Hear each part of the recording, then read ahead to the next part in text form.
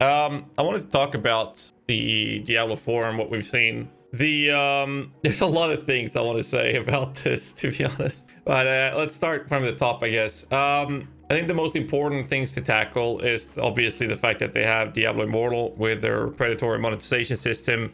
And that's kind of, put a pretty hard dent on how people feel about the Diablo franchise, but also the company. I do want to put my own thoughts into this, and I don't want to sound like a Diablo shill because I feel like I was when I was playing Diablo 2, and not so much during the D3 era, and even less during the Diablo Immortal era. But I will say this though, when they said they announced that they were going to make a mobile game, I believe that the majority of us expected them to have a very predatory monetization system because it's a very smart business model for mobile gaming.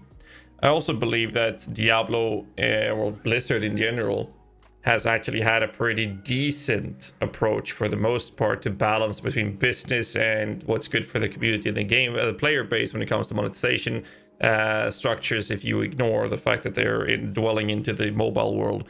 And I'm pretty sure that we're not going to see a bunch of pay-to-win features in the Diablo 4 world. So I'm pretty confident that that won't happen. However, they've lost a lot of good faith with the community when it comes to other types of releases, such as Diablo 3 Reforged, for example. And obviously, there's a lot of questions about the WoW tokens in the World of Warcraft world as well. So it's going to be interesting to see how they approach this. But when we talk about things like the game being an MMORPG, I think a lot of people need to remember that many years ago, or like 5 years ago something, it seemed like the entire world, or in the gaming world, was screaming for an MMORPG game. It started emerging a ton of different MMORPG games around the world. It was tons of them. Most of them flopped. Some of them were half decent. And then along came Lost Ark and just took the world by storm. And Lost Ark still has some pay-to-win features in the game. And, and it seems like the Western gaming world, maybe not everyone, but it seemingly seems like a lot of people were fine with that amount of pay to win, which actually concerns me when now Diablo 4 comes around the corner, which is a big franchise. Everybody wants to try it out. I will definitely be playing it to try it out. But are we going to see similar types of pay to win features that Lost Ark has? Because that has proven to be okay in the Western gaming world, right? And I really hope that they're not going to take that route. But again, it seems like the Western gaming world has been I don't want to say turn a blind eye to it, but they've seemed to be more in the lane of that being okay to have a little bit of, which means it's very likely that we're going to see that type of monetization structure in Diablo 4 as well. So I'm not sure how that's going to be, but that also brings up the question of PvP balance, because I love PvP in games like this. And they said something about if you're really, really good, you can get marked as a champion and then become a loot pinata and people will chase you down. So to my understanding is if you kill too many people or enough people, you're going to be marked for that and people will try to kill you because apparently you're going to be valuable. But that also means that we're supposed to get loot from killing people in PvP. So that sounds fun and all, but how's the balance in PvP? Will that mean that someone who's been super sweaty, going crazy with it, or playing in a team, or whatever that system will look like, will be basically just controlling or destroying an entire area consistently? Or will it be some sort of PvP balance to allow people that are not super well, the best geared or highest paragon or whatever, will be able to actually fight people that might not be that far progressed in the game? Because that's kind of a big dump there, because they promoted PvP in Diablo 3 and they did the community fucking dirty, like big time dirty with the PvP in D3, and it was just absolutely terrible with the way they've handled that. So I think that's pretty important to talk about as well. And crossplay, well, obviously, from console over to PC, that's fine. Crossplay has been something that I'm somewhat concerned with the mobile gaming industry, because if they start enabling these type of approaches to be for the mobile game industry as well, that seems to be a way for companies to excuse themselves into creating predatory monetization approaches or structures by having it become a mobile game, even if it's only a little bit of it. And So we'll see how that goes as well. But when it comes to crossplay and in general, what Blizzard has done really well in the gaming industry is actually the whole approach when they said social experience. And I'm not sure how many of you guys remember, but when Blizzard started getting really big, when World of Warcraft kicked off into TBC, but most importantly when they moved into Wrath of the Lich King, it was one of the biggest things around. Everybody loved it, everybody played it. Well, not everybody, most people played it. It was absolutely crazy. And something WoW did very well, or Blizzard did very well during this time, was to further emphasize and push the whole social experience with it. Because I know that most of you guys, myself included, were sometimes logging into whatever Blizzard game you were playing, if it was Warcraft, Starcraft, or World of Warcraft, whatever, right? Sometimes we would log into the game because it was old habits. We just logged in because that's what we did after we came home from work. And the reason we did so was because of the social experience we had there. All our friends were playing, so we had our communication with our friends was in the game. And whether or not they were playing a different game or whatever it was, so as long as they played a Blizzard game, you still were in touch with your friends and whatnot. And the social approach to that was very wholesome. And obviously this was something that people were very upset about, as it diminished with specifically with World of Warcraft, where people getting into LFRs and dungeon finders and the social interactions between people were kind of diminished a bit because of that.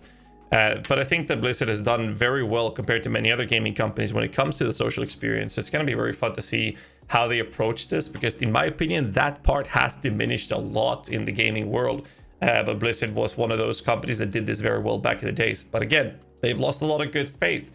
So we'll see. I'm excited about the game. I will definitely try it out, but I'm carefully optimistic, if you will, because of my concerns that I talked about before. But to talk about the game specifically, I know the Paragon boards, we talked about that when that was revealed early on, with how that system looked, or initially was supposed to look like. And that actually sounds really interesting. However, looking at the gameplay footage that we saw right now, the combat didn't look super smooth. It felt a bit wonky looking at it. Not sure how to describe it. I'm not super excited about the gameplay that we've seen so far. And we didn't see any whirlwind barbarians. I mean, that's like bread and butter for an ARPG game, right? It's one of those genre-defining abilities, so it's kind of weird not to see that. However, the cinematics always looks freaking amazing. Blizzard has always done a really good job when it comes to cinematics. And the graphics in general looks really good, but that's always been a good thing from the Diablo franchise in general, or Blizzard for the most part, that the graphics are looking really, really solid. So I guess the last couple of things I wanted to talk about when it comes to the game itself is obviously that it's open world. And we talked about this earlier. I mentioned it earlier with how people were screaming for an MMO RPG game to be in the gaming world, a proper one. Lost Ark came around and took the world by storm, and now we have D4 that could very well be a proper contender to that. So it's going to be interesting to see how they approach an open world styled ARPG, because there's quite a few roads one company can take with a game that is an MMO ARPG, and depending on how they develop and how they approach each of those roads will dictate the quality of the game. I felt like Lost Ark was very streamlined. You basically just do your dailies and then do your specific raids or dungeons every day or whatever the timing is, and then that's kind of it. Whereas in an ARPG game, you're essentially farming the same thing over and over again. There's no resets or anything. For example, in Path of Exile, we sit in a situation where we're farming essentially either some bosses specifically, or we're farming one or two maps all the time over and over. And it's the same thing when we played back in Diablo 2, for example. We were running Mephisto runs, we were running Bale runs, we were running Pinel runs, and we were doing these things, or cow levels and stuff like that. We were running the same thing over and over again. Whereas in an MMO RPG game, or MMO games generally have like certain cooldowns. You do this type of raid or that dungeon or that boss X amount of times, and set loot tables for them. So it all depends on how they approach that when it comes to the longevity and replayability of it, I guess. But it also opens up the question of trade, because in like games like Diablo 2, it was a bit harder to trade as it is compared to MMO games, which generally has an auction house.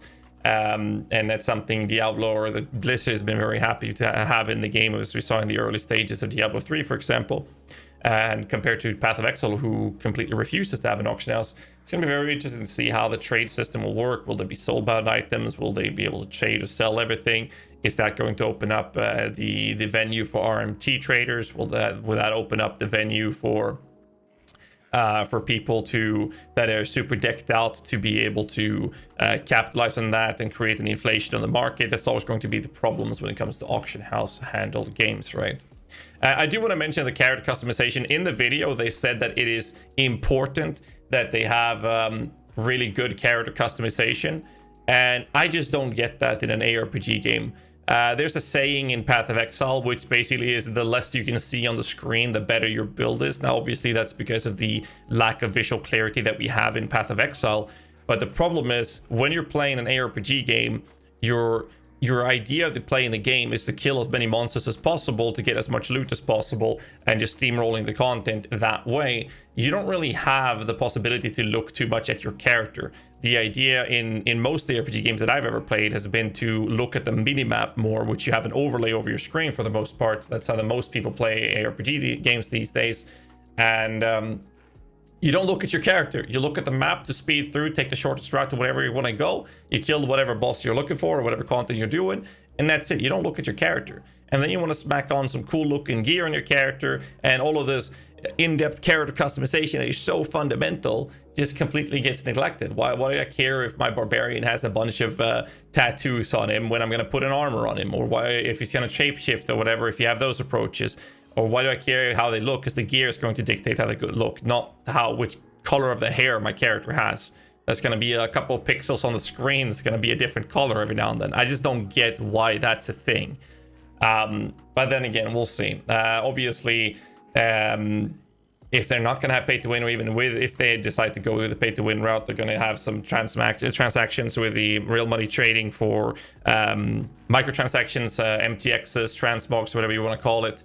To have different gear sets and make things, abilities look different and stuff like that, which is very popular in Path of Exile, for example. So I don't understand the whole idea of saying that character customization is important, that you feel like you've created your own character. Most games these days, it's like you don't see your character that much when it comes to these type of games. You don't. You put gear on it and you cover all of it up. I mean, the last game I played that was hyped up pretty much was V Rising.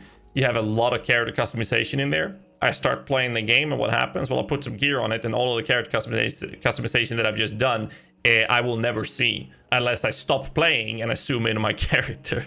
I don't know. I just never found it to be interesting to care that much about character customization in games where gear matters, in ARPGs, for example. But yeah, that kind of covers the details that I wanted to tackle with the video that we've seen. And my final thoughts and comments on this has more to do with my excitement for Diablo 4. Now, I've always been in the back in the days, been a Diablo, or well, Blizzard fan, really.